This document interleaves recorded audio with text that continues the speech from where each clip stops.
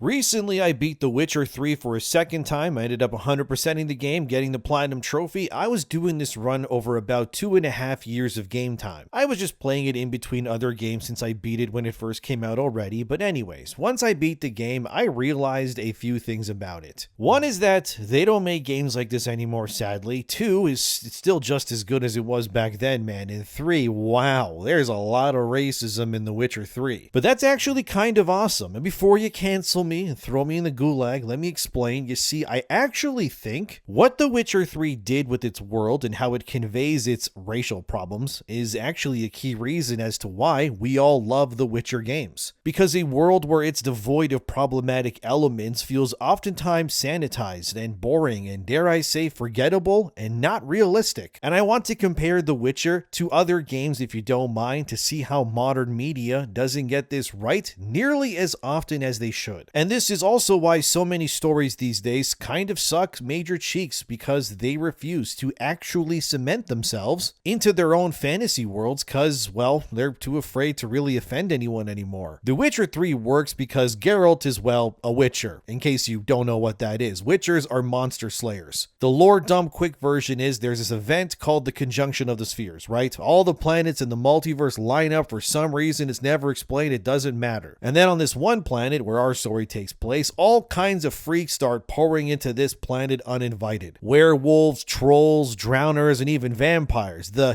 things that suck the life force out of you. Sounds like the planet where my ex-wife came from. Huh? Come on, that was a good one. Anyways, the point is, because of all these monsters showing up, with the Witchers were then created to hunt these monsters down. And because Witchers are alchemy-infused, well, freaks of nature, a lot of people in their world, they don't really see them as being human. Instead, Witchers are about as much as the monsters as the very things they're hunting. Because of this, all throughout the Witcher games, and the books as well too, obviously, Geralt is constantly spat at by locals when he enters taverns or towns. He's called a mutant, a monster, and generally speaking, the people of the continent fear him as much as they need him too. And that's why Witchers have 3 swords, right? One for monsters, one for human beings, and then the one between their legs for the women of the world as well. And that is definitely a part of The Witcher too. But anyways, it makes for an interesting dynamic, and that's the point. And it's also what makes the story of The Witcher so interesting, because Geralt is by and large a monster among men. Whether he accepts that, that is what he is. He only lives to serve one purpose, ridding the world of monsters and playing Gwent. But you see, modern stories these days, take it Lord of the Rings, Amazon Prime show, The Rings of Power, or even games like Dragon Age the Veilguard, they have completely forgotten what their worlds are meant to be in the first place. In Dragon Age's case, BioWare originally made the Dragon Age IP because they worked on Baldur's Gate, but since they didn't own Baldur's Gate or Dungeons & Dragons as an IP, they then opted to make their own Baldur's Gate-like world that they would own. Hence, Dragon Age was born. Originally, Dragon Age Origins, which I still think is one of my favorite games of all time, works because it, like The Witcher, surrenders itself to the same tropes and belief systems that, in my opinion, makes a compelling story work. Well, compelling to witness. You see, in Dragon Age Origins, everybody hates everybody, okay? Humans don't like elves don't like humans, dwarves don't trust anybody. That's why they live in Orzammar, that's their capital, which is underground by the way, and the Qunari are seen as an invading force that subjugates everybody else to believe in the Qun, which is their religious text, and they work to assimilate and just force everyone to follow them or you die. And amidst all of this, you have the mages, which are another class that can exist within the humans, the elves, or even the Qunari. Not the dwarves though, because dwarves can't dream, and dreaming is actually key to connecting oneself to the immaterial world of the Fade. You see, the Fade is the outer world of magic, spirits, and demons. That's where magic comes from in Dragon Age. Every time a spell is cast, its power is being pulled from the Fade itself, but because magic and demons exist in the same world, there's a risk of pulling something pretty horrifying from that realm at any given moment when you cast a spell. That's why the humans of Thedas, that's the world the Dragon Age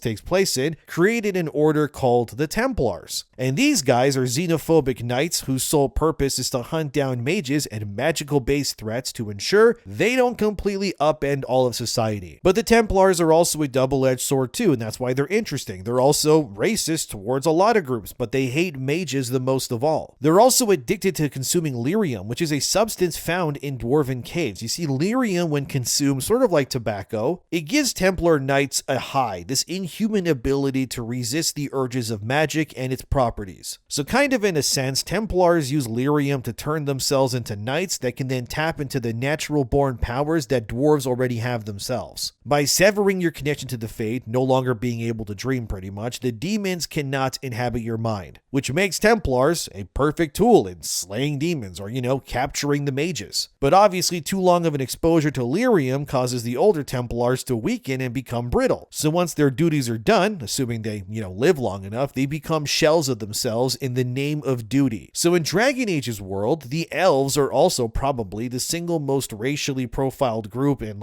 all of Thedas. They're enslaved by humans all over the world, and the racial term used to dehumanize elves is to call them knife ears, obviously, because they have pointy ears. You see, this all works, and why I'm telling you this, because Dragon Age's world originally is a lot like The Witcher, or old school Dungeons and Dragons. It's a world that is built upon the principles that different races organically would not get along 100% of the time, and that's putting it lightly. Sure, there could be pockets of communities here and there where they can live amongst themselves, but largely speaking, most humans hate elves and dwarves, or they tolerate them at best for things like trade and materials, I guess. But because these worlds are built upon the fundamental aspects of, let's just call it what it is, racial tensions, that is what leads to these worlds being very interesting to live in and see what happens when you play in them. Because of that framework, it allows writers to then write stories that take this oftentimes racist worldview and turn them into compelling ideas for games. This is why, again, The Witcher is so good, because you're literally playing the walking embodiment of a monster slayer who's in a world that, despite them needing the Witchers clearly, they still hate and despise them anyways. You see, the problem with today's media, however, is the reason why your modern fantasy stories tend to suck big fat balls is, well, pretty simple. Because modern fantasy is afraid of racism, and because of that, everything sucks now. Again, The Rings of Power, an Amazon Prime show, Lord of the Rings, sucks because they treat things like in their world, such as the orcs, now as allegories for migration or immigrants, I guess, and why the show's writers think that that's actually a good thing to do. But that doesn't really work in the context of what Tolkien wrote The Lord of the Rings to be about in the first place. Orcs were always meant to be perverted, malformed versions of elves in Tolkien's world. They were specifically designed to not be relatable to the reader. They are monsters in every sense of the word. There are no redeemable qualities to being an orc. All they like to do is eat things, end lives around them, and burn civilizations down. They're the perfect servant race to a big bad like Sauron or Saruman as well, right? The games, for example, Shadow of War and Mordor, they perfectly convey this to a T. You see, in those games, based on Lord of the Rings, obviously, Talion, that's the main character, never fully trusts any of the orcs that he speaks to. You were instead encouraged by the game systems to use the orcs in there like their cannon fodder. With that game's Nemesis system, which is amazing by the way, you're able to brainwash orcs with the help of the One Ring and all that into helping you take out their commanders. And then you can destabilize their regions of power hierarchy, right? Or you can be defeated by the orcs as well. And then those orcs become stronger in the future, which makes them harder to finish off later. Again, the Nemesis system in this game is amazing. Look, the point of Shadow of War and Mordor's world, however, is that they smartfully never present orcs in a redeemable light. Because by definition, they can't be redeemed. It's like trying to put a muzzle on a shark or trying to domesticate hordes of mosquitoes. Some things are just evil and awful by nature. You can't reason with a mosquito any less than you can reason with a tornado or a disease in someone's body. Some things exist solely for one purpose only, which is to destroy and annoy everything around them. That's why the Lord of the Rings TV show sucks, because the writers are trying to humanize something that they can't, the orcs. They are going apparently to make an orc character even more prominent in season 3 of that show, and attempt to even make them a new series regular. God help me. It's all tiresome, right? Orcs are evil. That's all they are. It would be like if in The Witcher, the game tried to make you reason with a drowner, or say a water hag, or I don't know, a wyvern or something, right? And some things are just threats. They don't have higher brain functions. They're not equal to you. They're just threats that exist in a world that need to be eliminated or culled. But this is also why stuff like Dragon Age the Veilguard also sucks so royally bad too, right? Obviously, Veilguard is in the same world as Origins,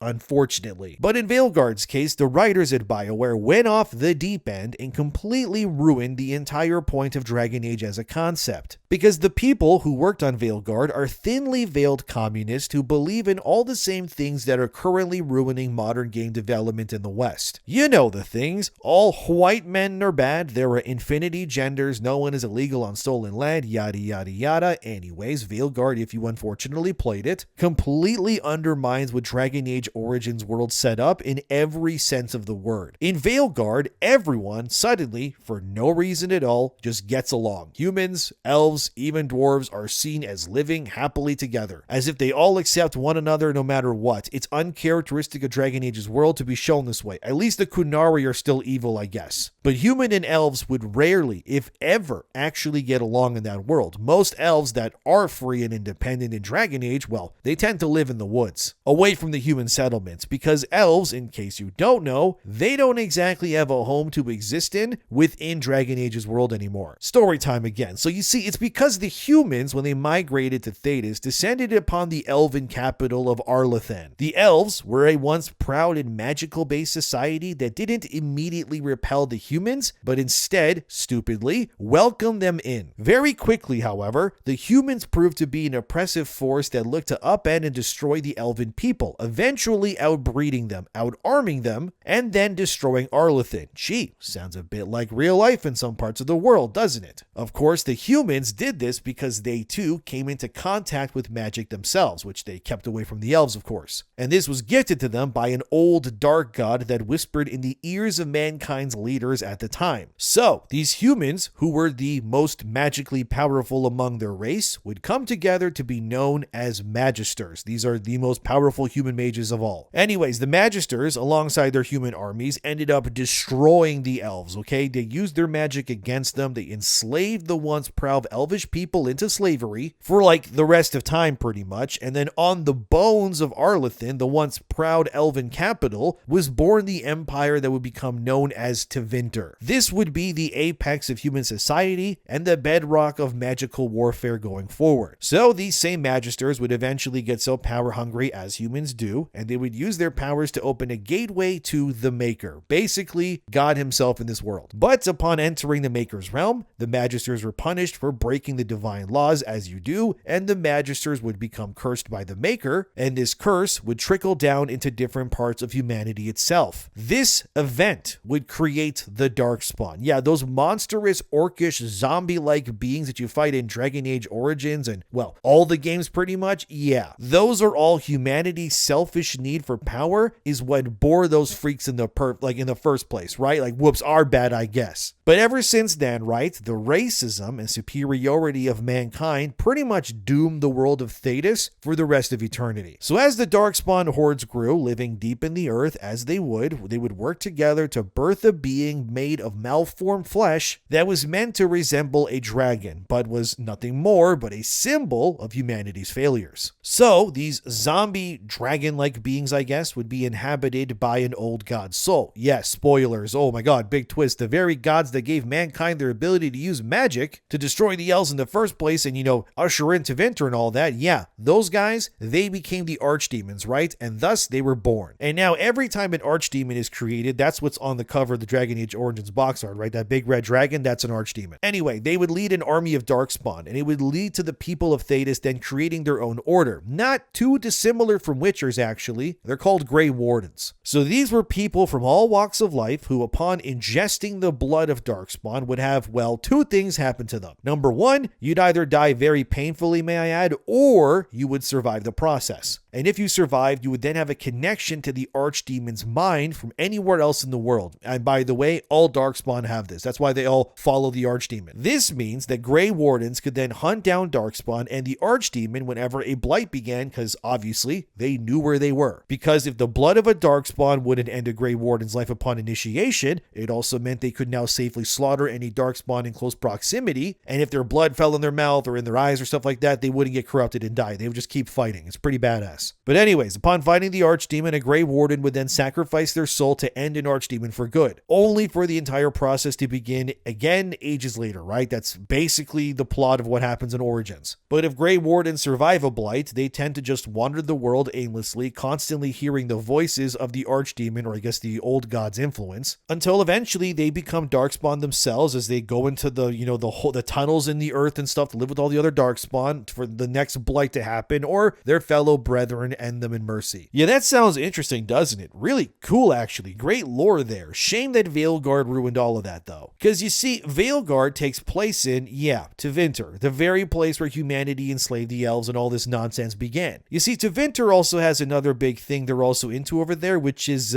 slavery. So you see, in the other Dragon Age games, it's constantly said and alluded that mages in Tevinter keep elves as slaves by their side. These elves are usually chained around the neck with a leash, and then they are brutalized, dehumanized by their human mage owners. It is what it is, and the mages will also cut their elven pets open to use their blood to enhance their own magic. It's pretty gnarly, which is why it's forbidden in most parts of the world, but Tevinter, being what it is, it's completely common to see. Wow, if you set a whole game into Tevinter, man, that would be interesting. It'd be ripe for the storytelling. You got slavery, you got racism, xenophobia of all kinds, all this lore and history crescendoing. Surely this would lead to an amazing game, right? Unfortunately, no, because Veilguard was written for a modern gaming audience like Rings of Power was, so naturally all of these qualities I just explained are instead reduced to nothing. There's no slavery shown in Veilguard's Tevinter. There's no elves on leashes, and the elves that live in the woods are also very easy to find, actually, which is very uncharacteristic of them. You can just walk up to them and they're pretty welcoming too. Also, humans live with elves in the woods. That's kind of weird, even though that makes literally no sense given their history or backgrounds. But you see, Veilguard is the epitome of everything wrong with modern fantasy, or just storytelling in general these days. It takes a part of its world, which should be arguably the darkest to most oppressive part of its entire game's world, and reduces it to a Fisher-Price playhouse because the writers are too afraid to write anything problematic or racist, because they don't want to be canceled by games journalists or even their peers. So instead, everything is sanitized, blood magic barely mentioned, there's little to really no slaves at all, and everyone just gets along. Kumbaya. It makes literally no sense. It would be like some Chinese writer writing a story and saying, and the people of China and Taiwan got along for the rest of time, nobody ever hurt anyone again, and everybody loved each other for the rest of time. That's Veilguard, basically. It failed because, well, they ruined the world of Dragon Age because the people tasked with writing that game's story and world did everything in their power to just avoid what were the fundamentals of Dragon Age's world. And because of that, you end up with something that is only Dragon Age in name. Even your party members, they barely clash with each other. Any problem they end up having with one another is just brushed aside. No one in your squad tends to hate each other, despite them all being different races and walks of life, by the way. It's all sanitized and frankly stupid. It would be like playing a Witcher game where every town is just having a party constantly, and everybody's just propping Geralt up on a table and goes, we love Witchers. Look at them with their eyeballs they got from literal dead cats, by the way. And sure, their insides are cooked with alchemy and mutations, and they're kind of inhuman and they're monsters pretty much, but we love them. Also, look, I'm a human they-themer who's in a poly relationship with an elf and a dwarf. Also, I was raised by two dads. Wow, so inclusive. That's what The Witcher would be like if the Veilguard writers wrote Witcher. Geralt wouldn't even be fighting monsters. He'd instead just be a glorified hall monitor walking around the continent trying to cancel people for their intolerance. This is why I'm somewhat worried about the future of Witcher when it comes to Witcher 4, because they got a lot of new hires on that game that come from games like Spider-Man 2 from Insomniac and the like. You know, the very kind of writers and such that ruin the very franchises they left to work on Witcher or Cyberpunk and CD Projekt Red now. Now, I'm not going to say The Witcher 4 is going to suck or anything, only that I'm cautious. At least in the Witcher 4 trailer that they debuted the game with, the tone of that game's world seems mostly intact. Superstitious townsfolk, an ugly monster wanting its victim for food, a poor woman being sacrificed, and a lone Witcher in Ciri who has to protect the sacrifice from the creature, even though women can't be Witchers, but Ciri has magical BS blood from the Elder God thingy, whatever. It's whatever. And whatever. It sounds and looks like Witcher at least, okay? I just hope they don't end up Veilguarding it in any way going forward. But the reason why The Witcher 3 is timeless is because of the fact that it does not shy away from problematic concepts. Instead, it faces them head on and uses them to enhance the storytelling of the characters in the story, even in the Hearts of Stone expansion for The Witcher 3. That all begins because Geralt is contracted to hunt down a monstrous toad that ends up being a prince from a faraway land. But when he ends up doing that, he gets caught in a plot involving the Ulfiri people, and what do they do the moment they find out a Witcher is involved? Right, they don't like him, they plan to end his life in a public setting because that's the kind of world The Witcher is supposed to be. There's no justice. It's what lends that world its brutality, but in that brutality is something else, which is honesty, that the world is not a good place. I mean, how can it be? All these monsters falling into this one world, it would be complete and utter chaos. The Witcher, if anything, is a world that shows you what happens when migration of such a scale is honestly left unattended. I mean, in Novigrad within Velen, you could routinely find witch hunters just rooting out anybody from Novigrad's streets that they consider non-human. Dwarves are even hunted in Novigrad, and they're like, displayed in front of the entrances of Novigrad as like cautionary tales, don't come here if you're not human. Not to mention the entire plot of The Witcher 3 is basically how a group of really powerful and evil elves want Ciri so they can use her powers for even more evil reasons. But that's why a world like that is so interesting. You see, ultimately, the reason why you love The Witcher, old school Dragon Age, or even stuff like The Lord of the Rings and more is very, very simple. You love it because it actually wasn't afraid to use problematic elements to enhance their stories in ways that actually matter. You don't remember stories when they're sanitized or boring, but you sure remember stories that showed you things that made you go, oh my god, that is dark. Because that's what fantasy, or just good storytelling in general, tends to be like. There's nothing interesting about a story if there's no conflict. It's why I hate misunderstood villains, which is something everything is using too often these days. I want villains that are irredeemable monsters. I want stories where there is good in the world, but it needs to be protected. Instead, you're being given stories these days where the good in humanity is villainized and the monsters have become the protagonists. I cannot view an orc in Rings of Power as a sympathetic figure like Wei. Why? They're orcs. They eat people. They burn down villages. That is not who I am. I can, however, sympathize with a man who wanders from place to place helping people and being met with the skepticism and fear of those who judge him on, say, his outward appearances, like in The Witcher with Geralt. The problem with media today is they're too afraid to say anything important anymore, and what they think is important is nothing but cowardice that is wrapped in convenient saved-by-committee word salads that amount to reasonably nothing. A world's only as interesting as the threats that exist within it. That's why The Witcher as a world works so well, because everywhere you look, there's something evil lurking. There's a whole part of The Witcher 3's campaign involving these weird witches that have like body parts hanging off of them who have people's severed ears, hanging on the tree branches so the witches can listen to the very folk they feed off of in fear. Like there's an entire also subplot involving the Bloody Baron and his unnamed cursed child. Everybody knows that story, right? And it's complicated in emotion, but very interesting because again, it doesn't shy away from the problematic elements of the world. There is not a single mission or moment in Dragon Age Veilguard that made me feel the way The Witcher 3 or The Witcher 2 even has several times over. There's no conflict in Veilguard besides white person bad. Literally every villain within like Veilguard is a white guy or sometimes a white woman. That's it. I'm not even kidding. Someone can try to debate me on that, but every mission is either a white man, woman, or monsters that are in service to a white man or woman pretty much, and that's all it is. It's so stupid and tiresome. And if you keep sanitizing and ruining your world because you're too afraid to offend people, you end up making something for no one that nobody will remember in the end anyways. That's why Veilguard flopped. It sold just over 1 million copies and got dumped on PlayStation Plus a mere few months after release for a reason. The Witcher 3, on the other hand, has sold over 65 million copies as a sequel in development, and that game is remembered as one of the best games ever made for a reason. You wonder why the Witcher Netflix show sucks so badly? Because it's what happens to The Witcher when it's written by writers who write like the Veilguard morons did. It's toothless, pointless, and forgettable. So the next time you play a game, you read a story, or watch a TV show or a movie, ask yourself this: what makes the story interesting? And 9 times out of 10, you're going to realize it's because the story that you're reading is slightly bigoted, borderline racist even, that it oftentimes leads to a far more interesting and realistic story than anything that magically tries to convince you that such tolerance never existed in the first place. In the end, we need more stories like The Witcher 3 or Dragon Age Origins, and everything else that tries to avoid these conversations, for let's just call it social justice points, can just rot in the darkest pits of hell for all I care. I know this was a different video for me, but what do you think? Does problematic concepts like racism make a story better, or am I wrong? Let me know. Interested to see what you guys think. As always, thanks for watching. Subscribe if you'd like to. Maybe I'll do more things like this. I got even more games I could have added to this video, but this is probably long enough. So let me know if you want me to cover other games that do this in a similar way and why they're amazing too. But until then, see you next time.